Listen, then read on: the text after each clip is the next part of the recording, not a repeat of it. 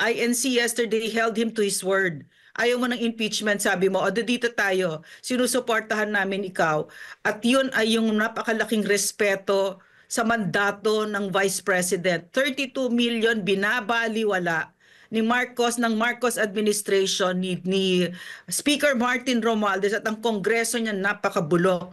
At nilagay sila sa lugar kahapon, no, ng INC, very very peaceful. The true definition of peace, hindi yung parang sementeryo, 'di ba, na parang pinapabayaan mo na ginagahasak at binabastos ka. Sa kanila hindi, sinabi nila very clear, no, na wag ninyong, ayaw nila yung impeachment ng Vice President. Sa madaling salita, may respeto sila sa mandato, sa boses ng Pilipino. Basta po, Doc, yung monitoring nyo kahapon, sa itaas kayong bahagi kahapon, nakita yung dami pong tao doon sa Quirino Grandstand na nakisa dito sa INC Peace Rally. Yeah, napakaganda Admar tsaka Jade, no? Parang yung realization ko nung pinapanood ko sila, before 6 gising na ako, tapos na tinitignan ko from here, no? Kung ano yung nakita ko sa KOJC, ganun din yung nakita ko na very impressive, yung very disciplined, very orderly, very peaceful na pag-assemble ng INC. Truly admirable for me. Parang pinapakita talaga nila kung ano yung Filipino, yung best version ng Pilipino. At saka nandun para sa bayan, di ba? So napakaganda. Very beautiful. Opo, ano yung mensahe na dapat makuha ng mga nasa gobyerno, na lalo't na mula sa iba't ibang relihiyon, mga Pilipino ang nagpapahayag ng kanilang saloobin hinggil sa mga mahalagang issue, mga totoong suliranin sa ating bansa, Doc? Jade, Admar, mga kababayan, what was very impressive for me, no, not from the cerebral level but from my gut level, was the show of force. Very massive, no? So, ang pinaka-message dito sa gobyernong nakakalimutan na kung saan nanggaling ang kapangyarihan nila. Sa akin, yun ang narinig ko na message, at yun yung that was the one that touched me the most. Ang kapangyarihan ninyo ay galing sa taong bayan. Ang pinakamakapangyarihan dito ay ang puwersa ng taong bayan na united, na nagkakaisa. So maraming messages ako nakuha kahapon, pero sa akin yun yung basic at tumataginting na nakalimutan na ng gobyernong ito, na ang tinawag pa sa mga lehitimong mga hinaing ng gobyerno ay noise, ingay. Yun ang sinabi ni Bongbong Marcos sa mga very legitimate concerns ng Pilipino, 'di ba? At mula't simula, ang ginawa ng Marcos administration, puro politika. At makikita mo ang hinihingi ng INC kahapon, yung hinihingi ng Pilipino, naging boses natin sila, magsilbi kayo. Ayusin ninyo ang Pilipinas. Tsaka number 2, para for me, yung napakaganda talaga, para sa akin, genius yung ginawa nila, kasi sinang-ayunan nila ang president, no? Dahil sinabi niya na nobody believes, no, na he really means na ayaw niya yung impeachment na yon. But INC yesterday held him to his word. Ayaw mo ng impeachment, sabi mo, o dito tayo, sinusuportahan namin ikaw. At yun ay yung napakalaking respeto sa mandato ng Vice President. 32 million binabaliwala ni Marcos, ng Marcos administration, ni Speaker Martin Romualdez at ang Kongreso niya napakabulok. At nilagay sila sa lugar kahapon, no, ng INC, very very peaceful. The true definition of peace, hindi yung parang sementeryo, 'di ba, na parang pinapabayaan mo na ginagahasak at binabastos ka. Sa kanila hindi, sinabi nila very clear, no, na wag ninyong, ayaw nila yung impeachment ng Vice President. Sa madaling salita, may respeto sila sa mandato, sa boses ng Pilipino at sa demokrasya natin, na binabaliwala nitong mga nasa Quadcom ng Congress, the Marcos-led Congress, no? So maganda yon, Master Stroke, support of the President at yung pagprotekta sa Office of the Vice President. I don't think it's, in other words, unity, 'di ba? Yun yung gusto natin, no, na matagal na nating minimithi yon bilang isang bansa. At saka again, I'll go back to what I saw yesterday kasi for me, naniniwala ako na what we see outside the externals, it's really an internal manifestation, 'di ba? Na of their unity. This is how it looks like pag ang Pilipino ay nagkakaisa. Biro mo, because I think that Zaldico, yung pagtanggal sa kanya, pag-oust sa kanya, most likely sa result of this, no? So, sino ba si Zaldico? 'Di ba, napaka-corrupt na politiko.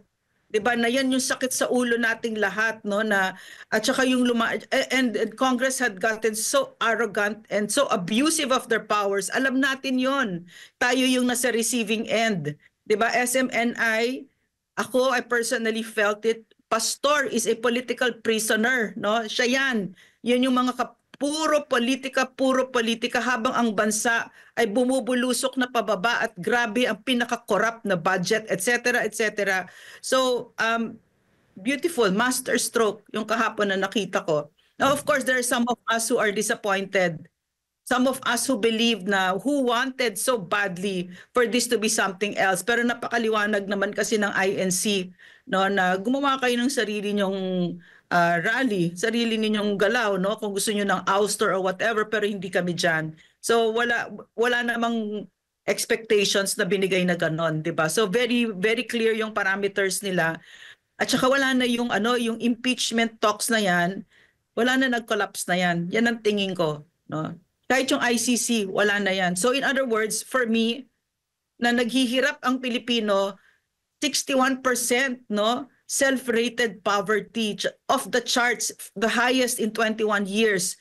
Tapos yung kagutuman off the charts. Ibig sabihin, magsilbi na kayo, puro kayo politika, 'di ba? Magsilbi kayo sa ating mga kababayan.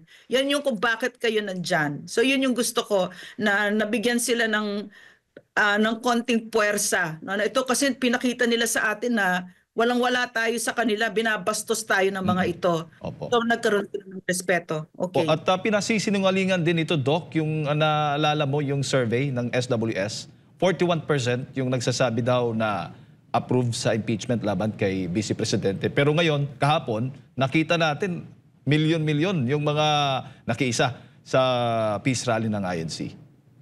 May mas malalim na very concerning kasi dito, na yung mga survey companies na yan, kahit yung credibility nila, no, kahit yung credibility nila ay questioned na. In other words, parang nagiging tayong isang lipunan na niloloko na talaga, nililin lang na ng mga powers that be, powers that are there. This is one of those things that I truly admired about the former president, yung paghawak niya ng kapangyarihan, no, na hindi niya ginagamit manloko ng Pilipino, manlin lang, 'di ba? Hindi nga siya nakialam diyan sa mga survey na yan. Nagtrabaho ako sa kanya. Hindi talaga nag-register kay PRRDO. Sir, congratulations, taas ng trust rating mo. Oh, good, ngingiti siya tapos trabaho na tayo. So, yung survey companies na yan yung kalungkutan ko dito kasi nakita ko, no, under the Marcos administration, sobrang pambabastos sa Pilipino ang ginagawa.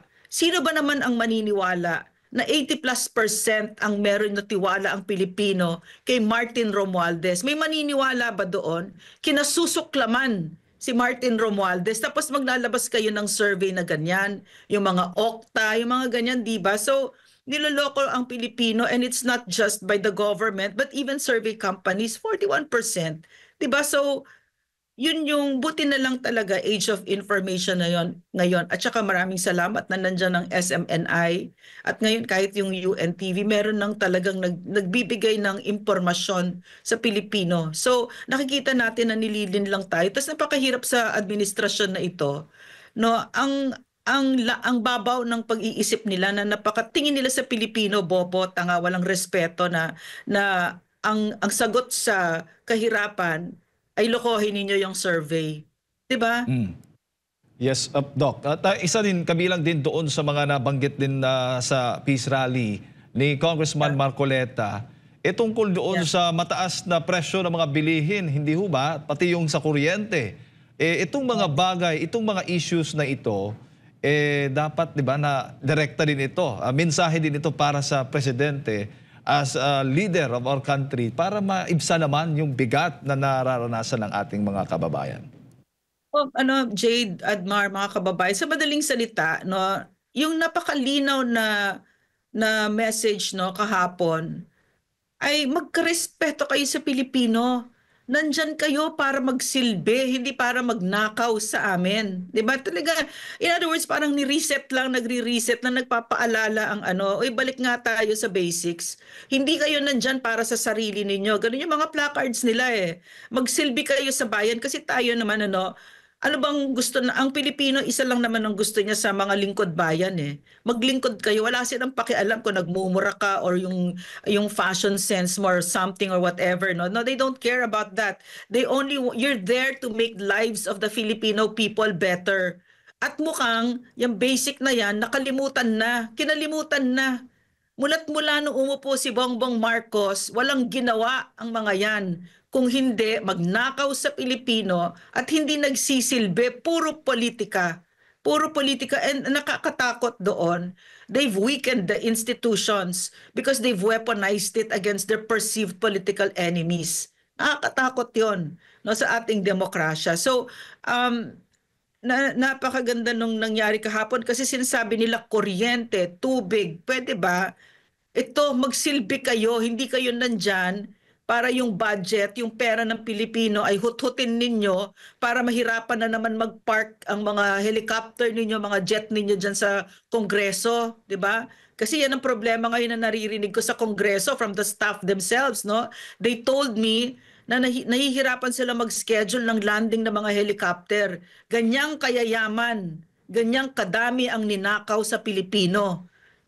So ngayon sinasabi ng mga speeches nila kahapon, magsilbi kayo, naghihingalo na sa hirap ang Pilipino.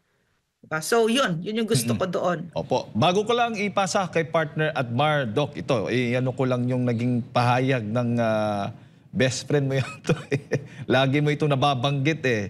Si House Deputy Minority Leader at ACT Teachers Party List, Franz Castro. Sabi niya, it is a clear attempt to shield Vice President Sara Duterte from accountability over corruption allegations. Ano masasabi mo? Jade, Admar, mga kababayan, wala namang surprising sa sinasabi ni Franz Castro. Kasi si Franz Castro, hindi naman kanya galing yan, hindi naman nag-iisip yan. Si Franz Castro ay isang urban operative ng CPP, NPA, NDF at ang ACT Teachers Party List ay isang prente ng teroristang organisasyon na yan. So yung lumalabas sa bibig ni Franz Castro, nanggaling yan sa Central Committee ng teroristang organisasyon kung saan siya ay kasapi. 'Di ba? So yung sinasabi niya, it's nonsense. Nonsense kasi isi-shield, grabe yung pang-iinsulto na ginagawa ni Franz Castro sa INC. Sini-shield, anong accountability? Sumagot na siya, di ba? Sumagot na si Vice President, etc. etc. Nonsense pag nagsalita. Yung mga urban operative, mga operatiba ng CPP, walang mga utak yung mga yan.